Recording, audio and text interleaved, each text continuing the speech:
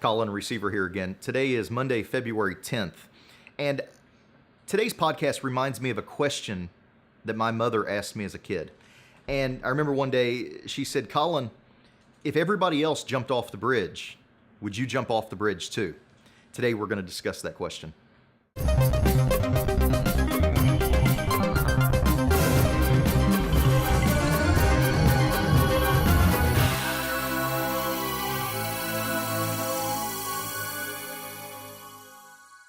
So if everybody jumped off a bridge, would you?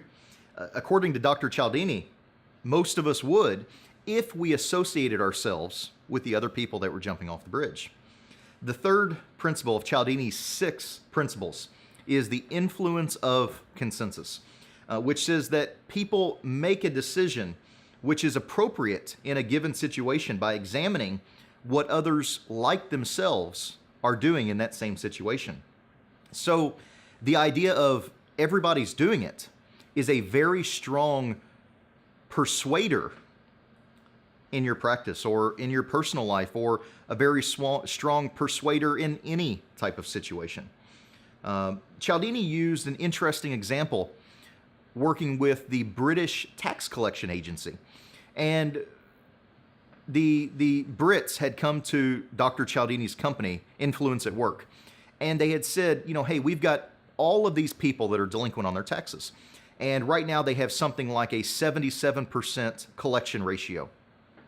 And they came to Dr. Cialdini and said, hey, if we could even increase this from 77 to 80%, we would save untold millions in our tax collection every year, just increasing that 3%. And Dr. Cialdini changed one line in the tax collection letter, and it said, in your zip code, 95% of people pay their taxes on time. Interestingly enough, when the tax collection came due that next year, it went from 77% to 83%, double what their goal was. Now, Dr. Cialdini took it one step further, and instead of saying that 95% of people in your zip code pay their taxes on time, he changed it to 95% of people in your city pay their taxes on time. And that jumped from 83% to 87%, all other factors remaining the same. So the more concise, precise that you can, the more specific that you can get with likening your prospective patients to the types of patients that you want to attract, the stronger of a persuader, if that's a word, the stronger that you can persuade your prospective patients to come to you through the influence of consensus. Now, how can you use this in your practice right now? The strongest way that you can do this is using patient testimonials. Now, the reason that they're so powerful is because that if you want to attract patients that need their dentures stabilized with implants, if you want to attract patients that haven't been to the dentist in 20 years and have a deep, deep disability and they need $20,000 or $30,000 or more of dental reconstruction, the strongest way that you can convince those people that you are different from every other dentist they've been to, that you're different from that last dentist they went to 20 years ago, that they had such a horrible experience with. We can all say that we're great and we're the expert and we, me.